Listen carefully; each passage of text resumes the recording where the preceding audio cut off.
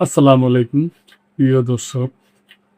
আমাদের যে ইন্টারনেটের গতি এখন কম, কিন্তু ওই স্টারলিংক আছে। স্টারলিংক যে একটা কোম্পানি আছে আপনারা জানেন, ইলন মাস্কের।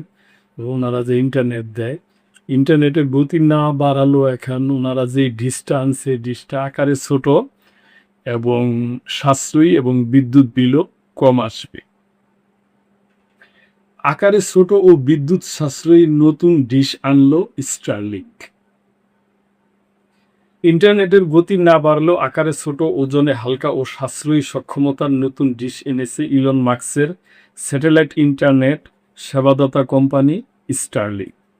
সহজে স্থাপনযোগ্য ভি5 নামের নতুন এ হোম ডিশটি আগের সংস্কারের তুলনায় প্রায় অর্ধেক বিদ্যুৎ ব্যবহার করবে, যা গ্রাহকদের বিদ্যুৎ বিল কমাতে সাহায্য করবে বলে প্রতিবেদনে লিখেছেন প্রযুক্তি সংবাদের সাইট এনগেস্ট। আগের ভি4 মডেলের তুলনায় নতুন ডিশটি আকারে বেশ ছোট, ওজনে হালকা ও বিদ্যুৎ সাশ্রয়ী। ফলে ডিশটি সহজে বসানো বা ইনস্টলও করা যাবে। সামাজিক যোগাযোগ মাধ্যম এক্সে দেওয়া এক পোস্টে স্টারলিংকের মূল কোম্পানি স্পেস এক্স বলেছে, প্রাথমিক পর্যায়ে যুক্তরাষ্ট্রের নির্দিষ্ট কিছু অঞ্চলে বুধবার থেকেই পণ্যটি পৌঁছানো শুরু হবে। 2023 সালে বাজারে আসা আগের ভি4 মডেলটির পর এই নতুন সংস্করণটি এলো, যা স্টারলিংকের রেসিডেন্সিয়াল প্ল্যান এর আওতায় গ্রাহকরা পাবে। স্টারলিংক বলেছে, স্টারলিংক ভি4 এর তুলনায় স্টারলিংক ভি5 এর আকার ছোট এবং এর নকশাটি বেশ হালকা ও বিদ্যুৎ সাশ্রয়ী। সাধারণত নতুন ডিশের ক্ষেত্রে ইন্টারনেটের গতি বাড়ার প্রত্যাশা থাকলেও ভি5 মডেলটি ডেটা রেট কিছুটা কম। যেখানে ভি4 মডেলের 400+ এমবিপিএস গতি পাওয়া যেত, সেখানে নতুন ভি5 মডেলে পাওয়া যাবে 375+ এমবিপিএস। গতির এ সামান্য ঘাটতি পুষিয়ে দেবে এর হালকা গড়ন ও সাশ্রয়ী সক্ষমতা। আগের ভি4 মডেলের ওজন যেখানে ছিল 6.5 পাউন্ড, সেখানে নতুন মডেলটির ওজন কেবল 2.4 পাউন্ড। এছাড়া আকারের দিক থেকেও ডিশটি আগের 34.4 পূরণ 15.1 পূরণ 1.5 ইঞ্চির তুলনায় অনেকটাই ছোট, কেবল 5.12 পূরণ 12.05 পূরণ 1.34 ইঞ্চি।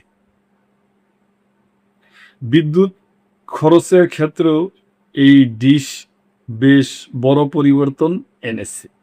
আগের মডেলটিতে যেখানে 75 থেকে 100 ওয়াট বিদ্যুৎ লাগতো, সেখানে এখন ভি5 ডিশটি কেবল 35 থেকে 50 ওয়াট লাগবে। নতুন ভি5 ডিশটির ওজন স্টারলিংক মিনির কাছাকাছি হলেও মিনি মডেলের মতো তা চলন্ত অবস্থায় ব্যবহারের জন্য তৈরি করা হয়নি বলে জানিয়েছেন স্টারলিংক।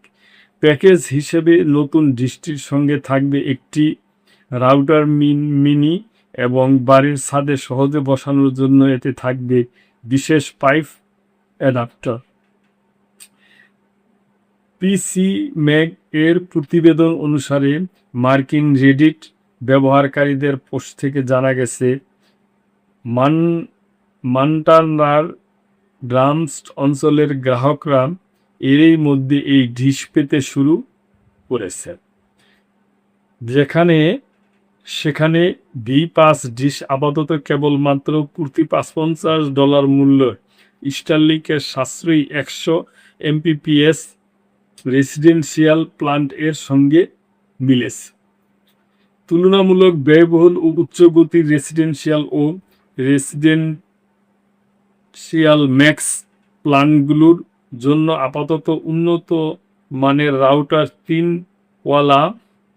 ওয়ালা আগের ভি4 ডিশটি বহাল রেখেছে কোম্পানিটি। সামাজিক যোগাযোগ মাধ্যম এক্সে এক ভিডিও পোস্টে নতুন এই ডিশটি দেখিয়েছেন স্পেস এক্সের প্রধান ইলন মাস্ক। তিনি বলেছেন, বর্তমান বিভিন্ন টার্মিনালের তুলনায় নতুন ডিশটি অনেক বড় পরিসর ও বিপুল পরিমাণে উৎপাদন করা হবে।